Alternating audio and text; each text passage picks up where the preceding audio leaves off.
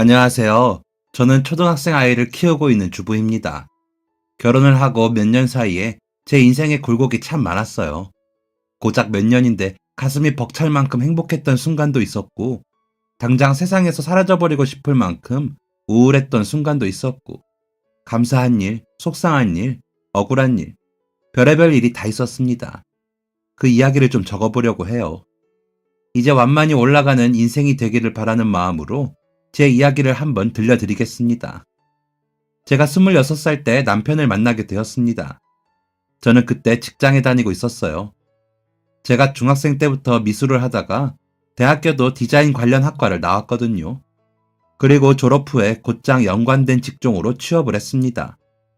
회사 이름을 말하면 다 알만한 대기업이었고, 저도 직장 생활에 만족을 하고 있었고, 부모님도 굉장히 좋아하셨어요. 남편과 처음 만나게 된 것은 제가 직장 동기들하고 회식을 하던 날이었습니다.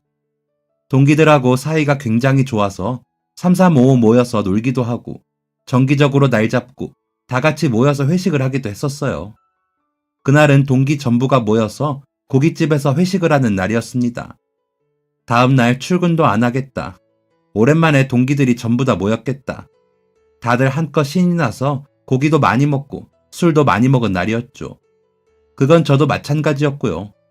저희 팀엔 죄다 남자분들의 나이도 지긋하셔서 일상적인 대화를 나누는데 어려움이 있었거든요. 그런데 오랜만에 또래 여자 동기들을 만나니 신이 나서 말문이 트여 수다를 엄청 떨었습니다. 가게의 반절을 저희가 차지하고서 재미나게 놀고 있던 때였습니다. 어떡해? 한 남자의 외마디 외침과 함께 그릇 같은 것이 떨어져 깨지는 소리가 났습니다. 그 소리가 너무 커서 순간 가게 안은 조용해졌습니다. 그런데 소리가 난 곳이 바로 제 뒤였습니다. 뒤를 돌아보려는데 갑자기 등 뒤에서 뜨거운 기운이 훅 느껴졌습니다.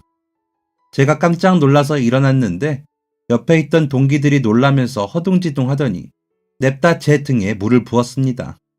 이게 무슨 상황인가 상황 파악을 해봤습니다. 벌떡 일어나며 뒤를 돈 제 눈앞에는 앞치마를 두른 남자 알바생이 서 있었습니다. 창백하게 질린 얼굴로요. 그리고 바닥엔 깨진 뚝배기와 여전히 김이 모락모락 나는 김치찌개가 가득했습니다. 의자에 걸려져 있던 제 흰색 코트는 김치찌개로 얼룩져 있었고 제 등 뒤에서도 김치찌개 냄새가 나고 있었습니다.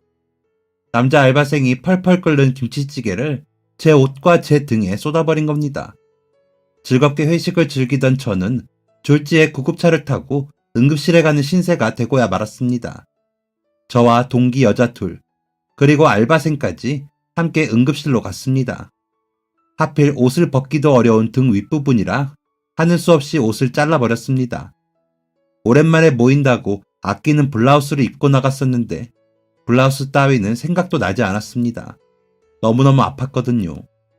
옷 윗부분을 잘라내고 선생님께서는 조심조심 안에 옷까지 살점에서 떼어냈습니다. 옷이 살점에 달라붙어 있었다고 하더라고요. 옷이 얇아서 상처가 심하네요. 우선 소독해드릴게요. 입원하시거나 입원하시는 게 불편하다면 계속 병원 내원하시면서 소독하셔야 합니다. 한숨이 푹 나왔습니다. 하필 하반기 끝 무렵 이 바쁜 시기에 이런 일을 당하다니 진짜 재수도 없다 생각했습니다. 그러다 옆을 돌아보는데 고깃집 알바생이 안절부절해 하면서 초조한 표정을 짓고 있었습니다. 망연자실하기는 그쪽도 마찬가지인 것 같았습니다. 이거 제 명함이에요. 세탁비는 괜찮지만 병원비는 받는 게 맞겠네요. 연락 주세요. 알바생이 안절부절해 한들 뭐 어쩌겠습니까? 피해를 입은 건 저인데. 보험 처리하면 되는 문제니까 명함 주고 그렇게 헤어졌죠. 그게 제 남편과의 시작이었습니다. 네, 그 고깃집 알바생이 제 남편이에요. 고깃집 알바생은 그날 헤어진 후 죄송하다는 문자를 보냈습니다. 병원비에 세탁비까지 모두 주겠다는 말과 함께요. 응급실에서는 말 한마디를 안 하고 있길래 뭐지 싶었는데 경호가 없는 사람은 아니구나 생각했습니다. 병원비도 잘 받고 세탁비까지 잘 받고 그렇게 다시는 볼 일이 없을 줄 알았습니다.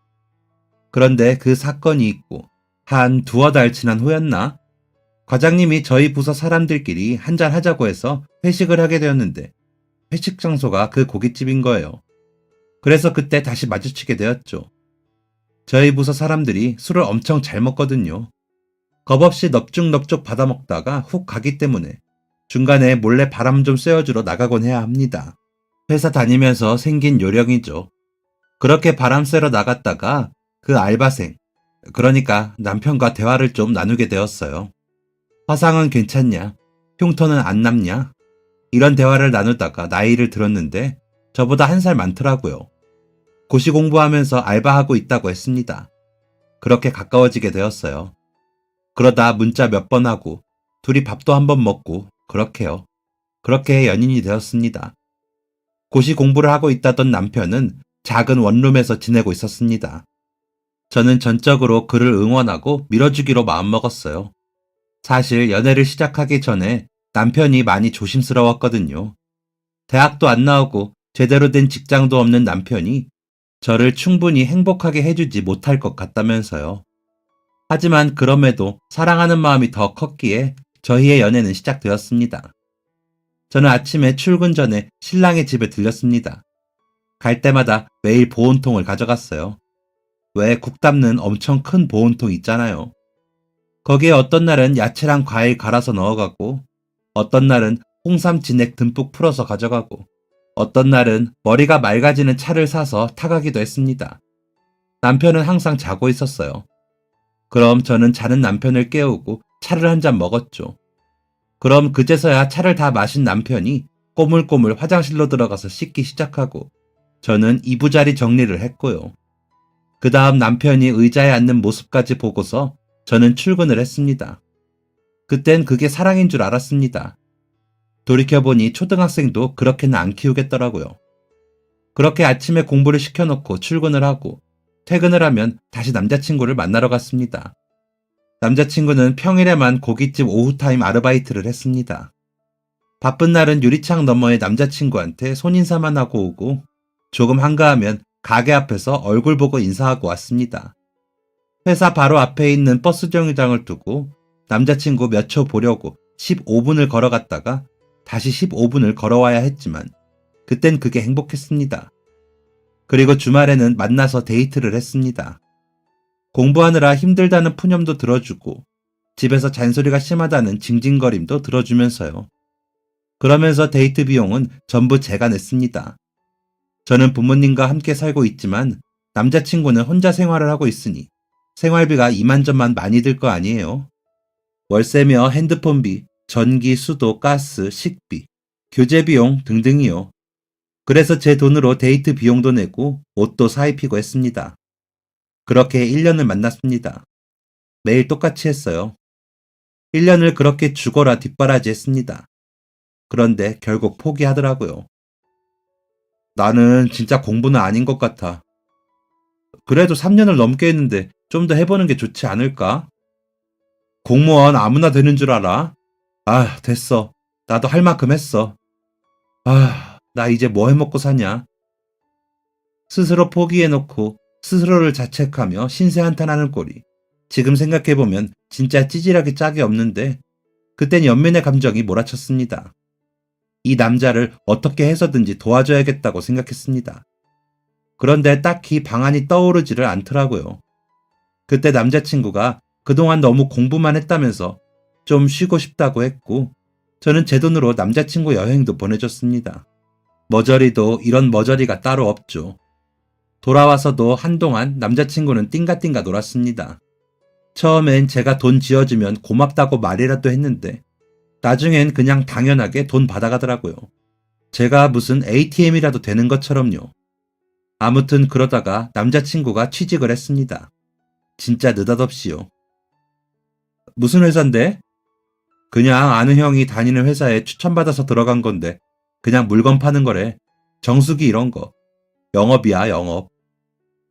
영업은 한 번도 해본 적 없는 사람이 그저 아는 형이 돈 많이 버는 모습 보고 쫓아 들어갔더라고요.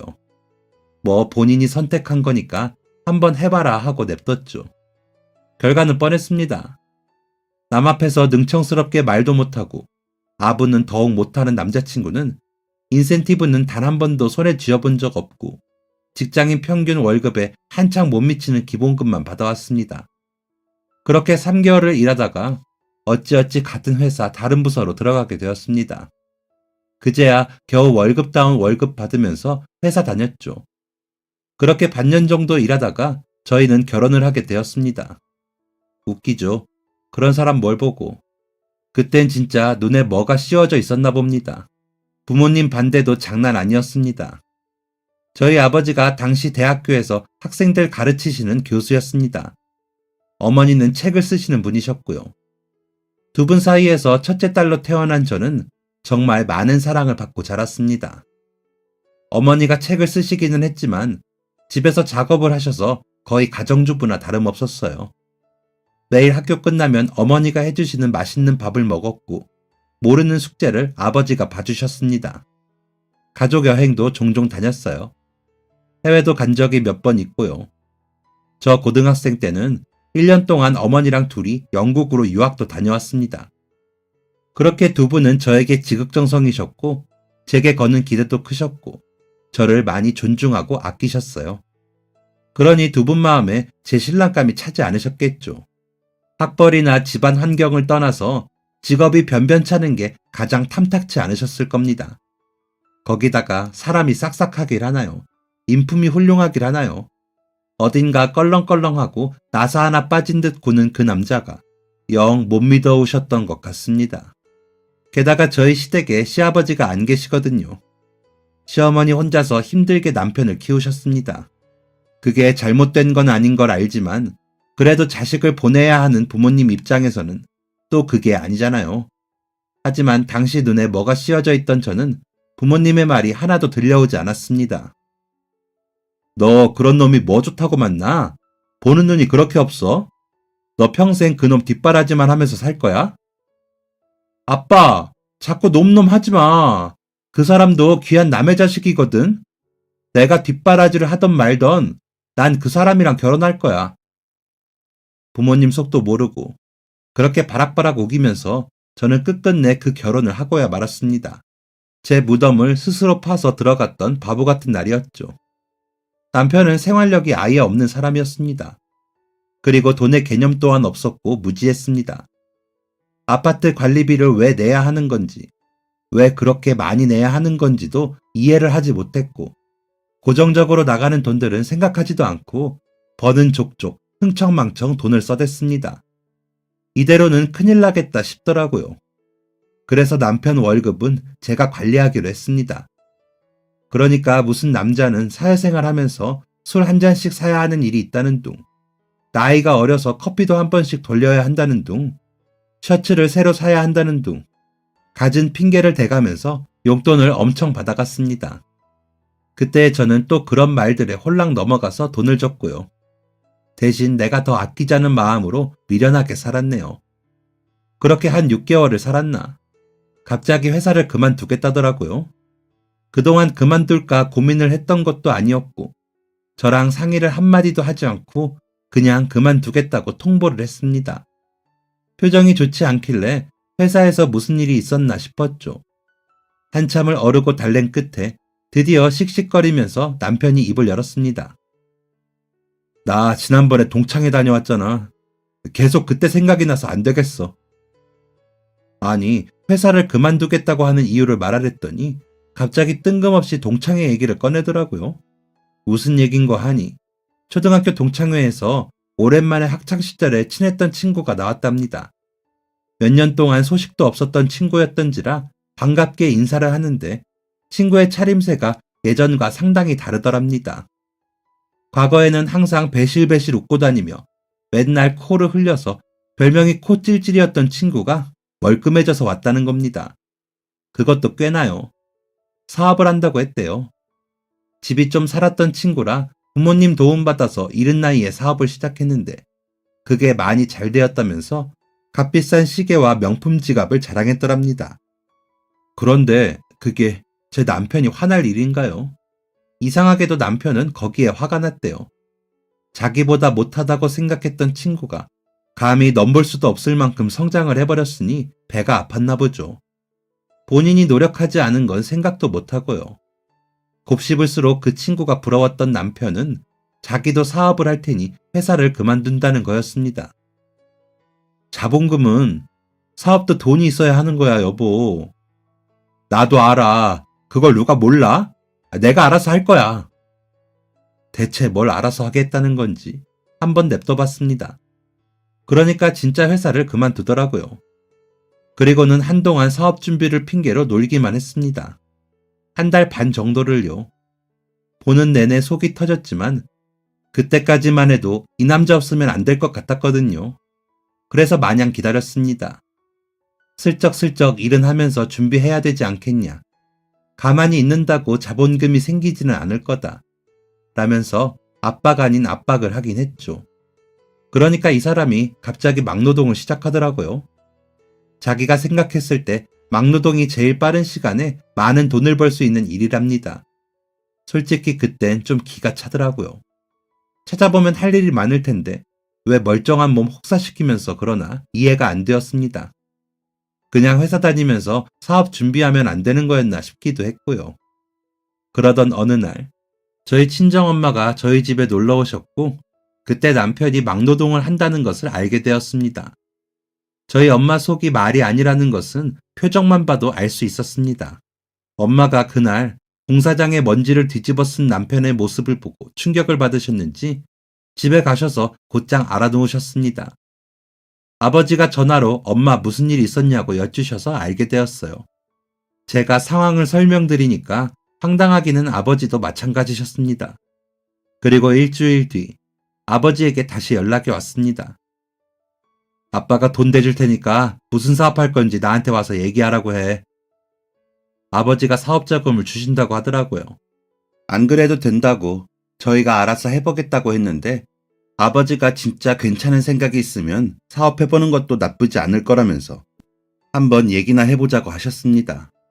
아버지도 그만큼 제 남편을 어느 정도는 믿고 계셨던 거죠. 남편과 저는 다음날 저녁 친정에 가서 저녁 식사를 했습니다. 남편의 태도는 사뭇 진지했습니다.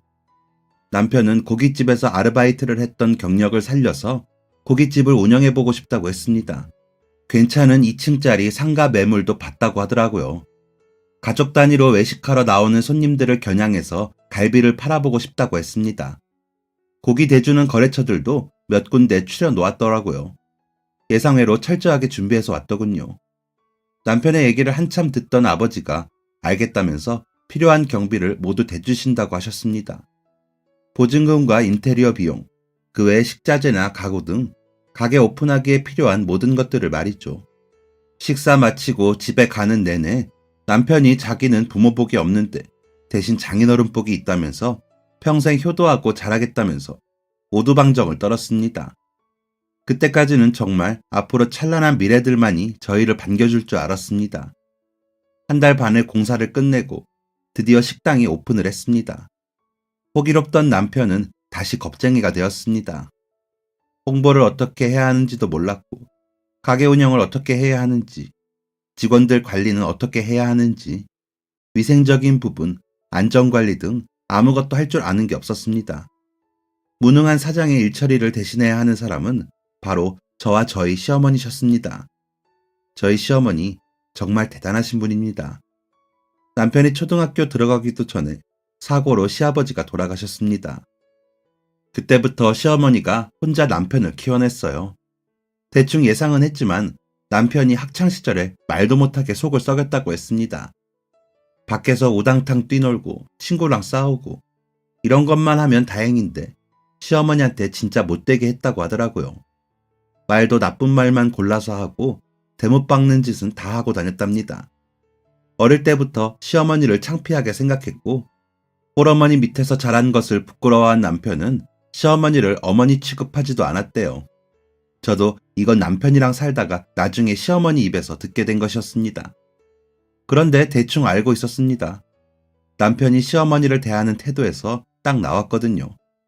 엄마가 뭔데 끼어드냐는 둥, 엄마는 뭘 알고 떠들으라는 둥, 모르면 빠져라, 늙었으면 말을 줄여라, 해준 게 뭐가 있냐, 돈 없이 낳아놓고 키운 게 자랑이냐, 이런 심한 말을 그냥 아무렇지 않게 했습니다. 자세히 적기도 힘든, 입에 담기에도 거북한 더 심한 말들이 상당했어요. 그런데도 저희 시어머니는 항상 대꾸도 하지 않고 가만히 계셨습니다. 틀린 말 없다면서요. 없이 키워서 애가 삐뚤어진 것 같다며 오히려 당신을 자책하셨습니다. 미련할 정도로 착한 그 모습을 보고 있으면 저를 보고 있는 기분이 들어서 더 시어머니께 마음이 갔습니다. 가게가 오픈하고 시어머니는 가게로 매일같이 출근을 하셨습니다. 어머니, 힘드신데 쉬시지 뭐하러 또 나오셨어요? 아이고, 내가 가진 게 없어서 아무것도 해줄 게 없는데 일손이라도 거들어야지. 그렇게 어머니는 주방에서 반찬도 만드시고 설거지도 하시고 청소도 하시면서 일을 도우셨습니다. 너무 고생하시는 것 같아서 마음이 안 좋았는데 남편은 신경도 안 쓰더라고요. 하기사 어머니 신경 쓸 겨를이 있었겠습니까? 일은 벌려놓았는데 사업 수완이 좋지 못하니 발만 동동 구르는 처지였죠. 남편은 마케팅이고 뭐고 하나도 모르고 해볼 생각도 없었습니다. 그런 거 안 해도 잘 되는 집은 잘 되거든. 그거야 다 옛말이고 라는 말이 목구멍까지 찼지만 꾹 참았습니다. 저는 어떻게든 가게 운영을 잘 해보려고 이리저리 발로 뛰어다녔습니다. 예전에 같이 직장에 다니던 선배한테 물어봐서 마케팅 업체를 소개받아 홍보에 힘을 많이 썼습니다. 어쨌든 저희 가게를 알려야지 사람들이 올 거 아니에요. 맛은 그렇게 온 다음에 평가받는 거고요. 인터넷 블로그랑 카페에다가 되는 대로 홍보를 했습니다. 전단지도 당연히 뿌렸고요. 오픈 이벤트는 전단지를 제가 직접 만들었습니다. 디자인 회사 다니던 실력 발휘 좀 했죠. 그런데 남편은 지금 본인 처지도 생각하지 않고 모양 빠지게 전단지를 어떻게 돌리냐면서 한 장을 돌리질 않았습니다. 그래서 그 전단지 제가 돌렸습니다. 지하철역 근처에서 허리 굽혀가며 열심히도 전단지를 나눠주었습니다. 저 그때 임신 3개월이었습니다. 남편도 알고 있었고요. 그런데 저를 챙겨주기는커녕 전단지를 왜 이렇게 많이 만들었냐며 저보고 다 나눠주라고 하더라고요. 그래도 그렇게 노력하니까 손님이 좀 모이더라고요. 남편은 속도 없이 그냥 좋아하기만 했습니다. 그런데 남편이 고깃집에서 알바만 해봤지 고기를 만져본 적이 있겠어요? 가게에 온 손님 중 절반 이상이 고기를 남겼습니다. 어떤 아이는 한 입 먹자마자 맛없다고 했고 어떤 사람은 블로그에 안 좋은 후기를 적기도 했고요. 남편은 또 그냥 의자에 앉아서 스트레스를 받아야 했습니다. 스트레스를 받으면 엉덩이를 떼고 어디든 가서 좀 배워오던가 방법을 찾아야 하는 거 아닌가요? 이번에도 결국 답답한 제가 움직였습니다. 바카스 한 박스 사들고 마장동 일대를 돌아다니면서 고기 고르는 법도 배우고 양념 재우는 법도 배웠습니다. 마장동 사장님들이 생고기만 파는 게 아니더라고요. 갈비 양념 재우는 방법도 다 알고들 계셨습니다. 저는 사장님들한테 배운 비법들을 가게에서 직접 해봤습니다. 밤새워서 시어머니하고 둘이 양념 종류별로 만들어서 하루 숙성, 이틀 숙성, 이렇게 다 비교해보면서 맛보고 했습니다. 진짜 그때 시어머니하고 가게에서 자면서 일했습니다. 가게 구석탱이에서 담요 겨우 덮고 서너 시간 자고 일어나서 일하곤 했습니다. 그렇게 노력한 끝에 저희 입맛에 딱 맞는 갈비 양념 맛을 찾아냈습니다. 땀 한 방울 흘리지 않은 남편이 고작 양념 맛 하나 내는데 뭐 일이 오래 걸리냐면서 타박을 했습니다. 그땐 진짜 기가 차더라고요. 그래도 가게가 잘 되니까 참을만 했습니다. 남편은 카운터에 앉아서 돈만 만지고 있고 시어머니랑 저는 가게에서 이리 뛰고 저리 뛰면서 데이고 상처 입으며 일했습니다. 정말 눈물이 날 만큼 힘들었지만 가게가 잘 되는 게 저희 가족의 행복일 거라고 생각했습니다. 그리고 곧 태어날 저희 아이에게도 그래야 좋을 거라고 생각했습니다. 저는 만삭 때까지도 일했습니다. 아기 낳기 전날까지도 일했습니다. 퉁퉁 부은 다리로 뒤뚱뒤뚱 걸으면서 고기를 날랐습니다. 남편은 좀 쉬라는 말 한마디를 안 하더라고요. 오히려 제가 출산하고 쉬면 직원 한 명 구해야 하는데 그럼 생돈 날라가게 생겼다고 아까워했습니다. 아무튼 그렇게 제가 출산을 하고 저에게도 쉼이라는 게 잠시 찾아왔죠. 친정엄마가 조리를 도와주셨습니다. 그런데 남편이 그 그지 같은 성격에 술도 좋아해요. 술을 정말 매일 마셨거든요. 혼자서든 누구를 만나서든 말이죠. 신생아가 집에 있는데 매일 별다른 이유도 없이 술을 퍼먹고 들어오니, 아니면 멀쩡히 들어와서도 술을 퍼먹고 있으니 친정 엄마의 속은 아마 타들어갔을 겁니다. 그래서 제가 오히려 죄송해서 한 2주 되었을 때 친정엄마를 댁으로 돌려보냈어요. 딸이 못 사는 꼴 보여드리기가 죄송해서요. 그때부터 혼자 애 키우기가 시작되었습니다. 애 낳은 지 얼마 되지도 않아 몸도 성치 않은데 남편이란 인간은 도와줄 생각도 없더라고요. 집안일은 원래부터 안 했고요. 집안일 하랴, 애 보랴, 술 취해 들어온 남편 뒤치다꺼리 하랴, 일할 때보다 훨씬 더 힘든 하루하루였습니다. 오로지 아이 보고 힘을 냈습니다. 이 애 때문에 내가 산다 생각하면서 열심히 살았습니다. 그렇게 아이를 돌쯤 키운 어느 날, 친정 아버지한테 전화가 왔습니다. 어떡하냐, 네 동생 사채 썼다. 아버지의 그런 목소리는 처음이었습니다. 그렇게 불안한 목소리는 정말 처음 들었습니다. 무언가 크게 잘못되었구나 싶어서 아이를 안고 친정으로 달려갔습니다. 제게는 남동생이 한 명 있습니다. 어릴 땐 똘똘하고 야무진 아이였습니다. 그런데 고등학교 2학년 때 질 나쁜 친구들을 사귀더니 온갖 꼴통짓은 다 하고 다녔습니다. 성적은 바닥을 쳤고 결국 대학교도 가지 않았습니다. 부모님이 붙잡고 달래봐도 혼을 내봐도 말을 안 들어서 내놓다시피 한 자식이었습니다. 성인이 되어서는 오토바이 배달을 하면서 방황하더니 제가 결혼할 때쯤 옷가게에서 일을 한다고 들었습니다. 그런데 그 동생이 사채를 썼다는 겁니다. 한두 푼이 아니었습니다. 꽤 큰 금액이었습니다. 사채를 받은 지도 몇 년이 되었던지라 빚도 말도 안 되게 불어나 있는 상태였습니다. 어머니는 충격으로 쓰러져서 구급차에 실려가시고, 아버지는 동생을 가만 안 두겠다고 하시고, 동생은 무릎 꿇고 대꾸도 하지 않았습니다. 애 아빠한테 말해서 제가 어떻게 해볼게요. 그동안 가게에서 번 돈이 얼만데 반절 정도는 저희가 내줄 수 있을 거라고 생각했습니다. 충분하다고 생각했습니다. 저는 곧장 가게로 갔습니다. 아이 키우느라 바빠서 가게 일에는 도통 신경을 못 쓰고 있었습니다. 시어머니께 간간히 가게 상황을 전해 듣기만 했죠. 거의 한 달 만에 방문한 가게는 횡했습니다. 바빠야 할 저녁 시간이었는데 손님이 몇 없었습니다. 뭐야, 말도 없이 왜 왔어? 남편은 제가 오면 안 될 곳이라도 온 것처럼 눈을 동그랗게 떴습니다. 저는 친정집 사정을 말했습니다. 가만히 얘기를 듣던 남편 얼굴이 점점 굳어졌습니다. 그 돈을 내가 왜 줘야 하는데? 뭐? 당신 잊었어? 이 가게 우리 아빠 돈이야. 말은 똑바로 해야지. 장인어른이 차려주셨지만 엄연히 내가 일군 내 가게야. 그리고 나는 줄 돈 없어. 없긴 왜 없어? 그동안 번 게 얼만데. 장부 좀 보자. 장부는 왜? 당신 돈 다 썼어?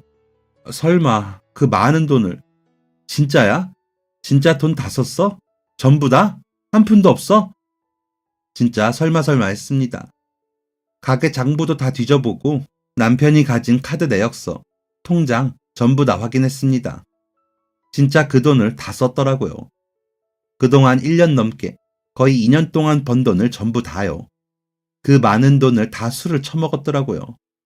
저는 집에서 애 키우면서 맨날 나물에 밥 비벼 먹고 옷 한 벌 사입지 않고 보일러도 아끼면서 살았는데 남편은 맨날 값비싼 술을 사서 먹었던 겁니다.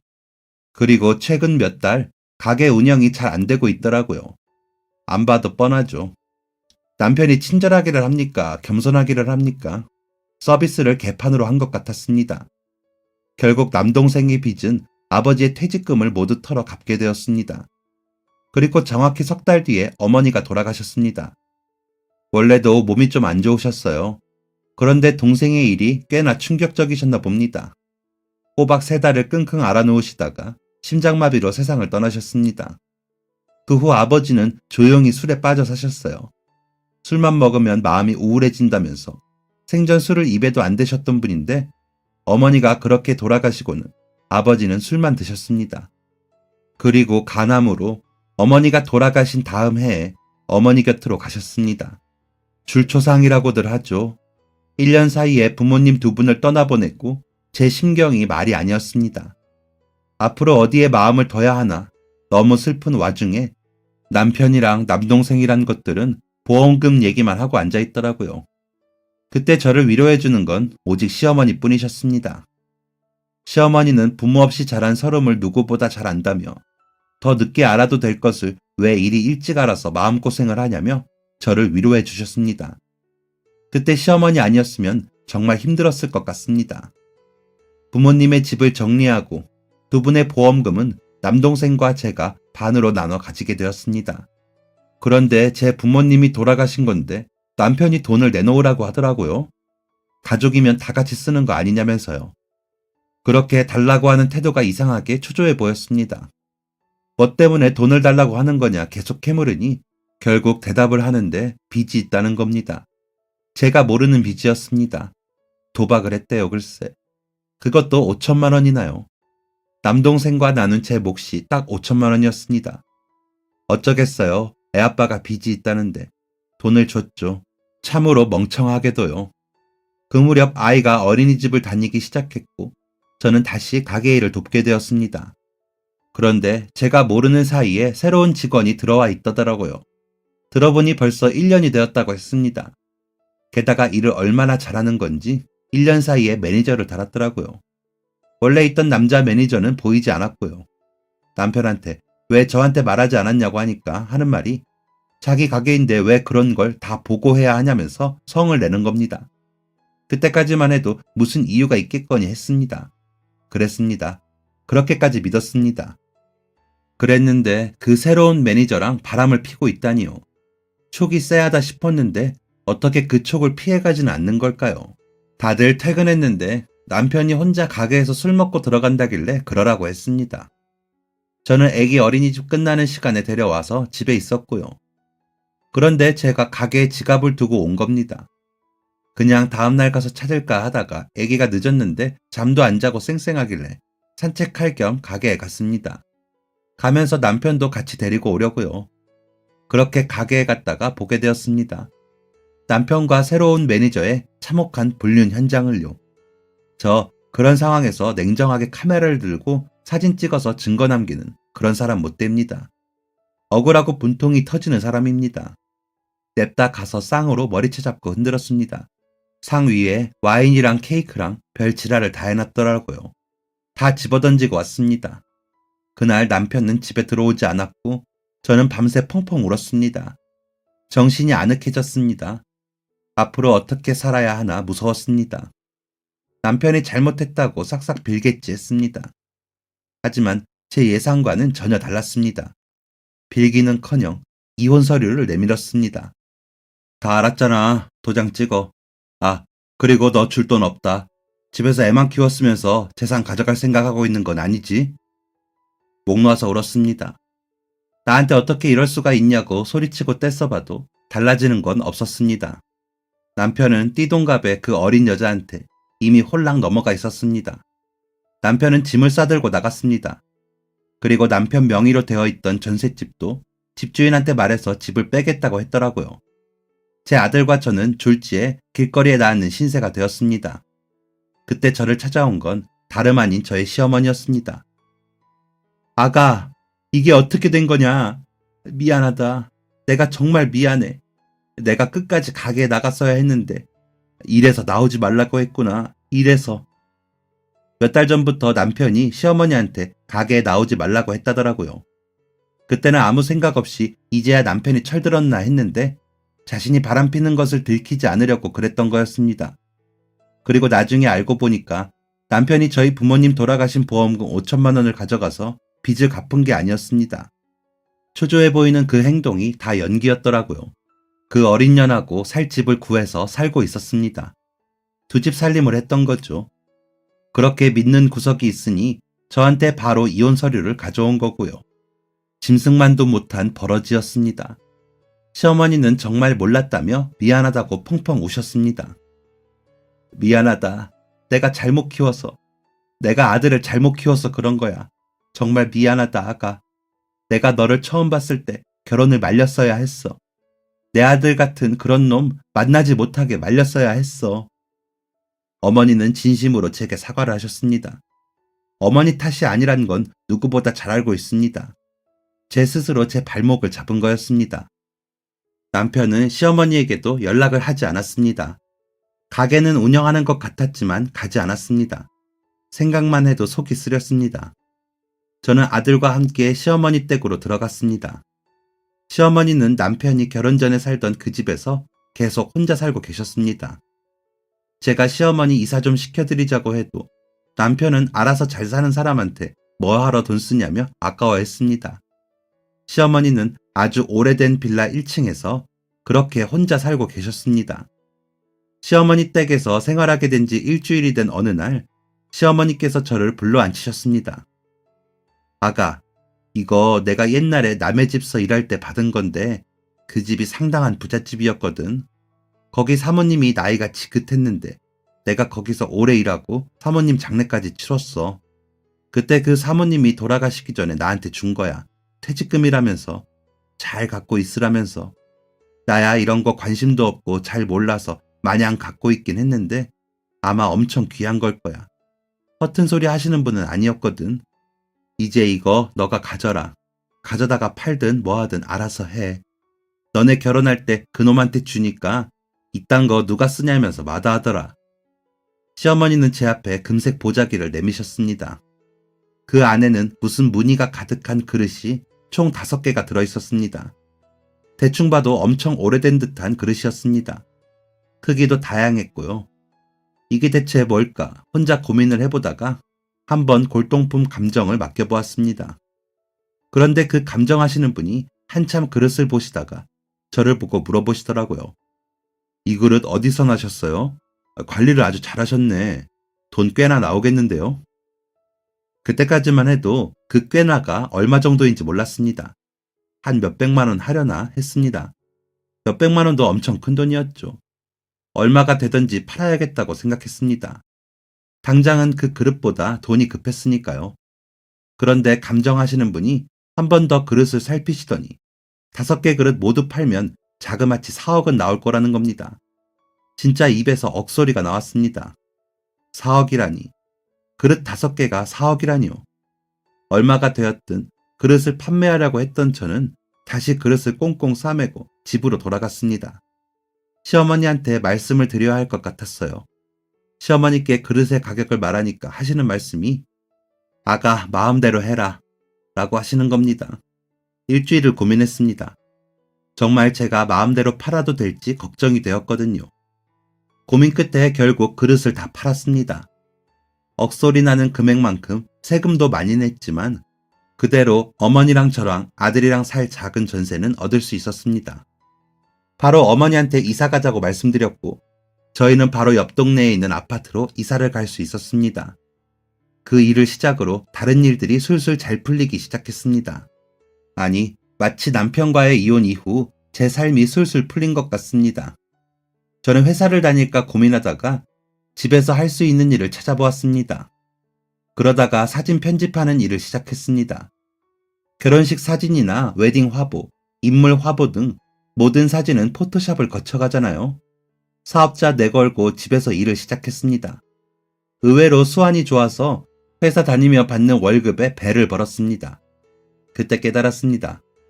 나는 아이를 낳고서도 스스로 이 정도로 할 수 있는 사람이었구나. 그런데 그동안 별거 아닌 남자랑 사느라 내 능력이 빛을 보지 못했구나 하고 깨달았습니다. 많이 늦었지만 그렇게라도 알게 되어서 정말 다행이었죠. 이혼하고 1년 조금 지났을 때 우연히 가게를 지나게 되었습니다. 그런데 장사를 안 하는 것 같더라고요. 정문 앞에는 크게 금매라고 적혀 있었습니다. 그로부터 일주일이 지난 어느 날이었습니다. 누가 초인종을 눌러서 나가보니까 글쎄 전 남편이 서 있는 겁니다. 동사무소에서 어머니 주소를 떼와서 찾아온 것 같더라고요. 이혼 후 제 앞에도 어머니 앞에도 나타나지 않았던 사람이 느닷없이 와서는 무릎을 꿇는 겁니다. 엄마, 여보, 내가 정말 미안해. 내가 잘못했어요. 내가 머리가 어떻게 됐었나 봐. 그 여자애 완전 꽃뱀이었어. 나 다 망했어. 가게도 망했고 아무것도 없어요 이제. 내가 이제 진짜 잘할 테니까 한 번만 용서해주라. 응? 저 한 번만 봐주세요, 엄마. 내가 이제부터라도 진짜 정신 차리고 살게요. 네? 제발, 제발 용서해 주세요. 진짜 양심이 전혀 없구나 생각하고 있는데 어머니가 성큼성큼 주방으로 가셨습니다. 그러더니 갑자기 굵은 소금을 통째로 가져와서는 전 남편한테 마구 뿌리셨습니다. 그러다가 그렇게는 분이 안 풀리셨는지 그냥 전 남편 머리 위에 와르르 쏟아버리셨습니다. 꺼져, 이 버러지만도 못한 놈아. 누가 네 엄마고 누가 네 여보야? 다 가지고 있을 땐 버리더니 다 잃으니까 돌아오냐? 진짜 창피하다, 창피해. 다시는 찾아오지 마. 시어머니가 화내시는 모습은 처음이었습니다. 남편도 충격을 받기는 마찬가지였나 봅니다. 소금을 맞으면서 어버버거리더니 눈시울을 붉히며 도망치듯 나갔습니다. 그리고 다시는 저희 앞에 나타나지 않았습니다. 사람 일 모르는 거라지만 이렇게까지 예상 밖으로 제 인생이 흘러갈 줄은 몰랐습니다. 항상 현명할 줄 알았던 제가 사랑에 눈이 멀어 그렇게나 이상한 남자를 선택할 줄도 몰랐습니다. 부모님이 돌아가실 거라는 건 정말 전혀 예상하지 못했고요. 시어머니와 함께 살게 될 줄도 꿈에도 몰랐습니다. 그리고 이렇게 갖은 예상 밖의 난관을 겪고서도 이렇게 씩씩하게 다 이겨내고 아이도 잘 키우게 될 줄도 예상 못했습니다. 앞으로도 제 인생은 이렇게 예상 밖의 일들로 채워지겠죠. 이왕이면 예상 밖의 나쁜 일보다 좋은 일이 훨씬 더 많았으면 하네요. 무슨 일이 되었건 사랑하는 제 아들과 저희 시어머니가 제 곁에 있다면 언제나 씩씩하게 이겨낼 자신이 있습니다. 우리 가족 항상 행복만 하기를 바라며 이만 글 마치겠습니다. 지금까지 사연 들어주셔서 감사합니다. 사연이 재밌으셨다면 구독과 좋아요를 눌러주세요. 감사합니다. 안녕히 계세요.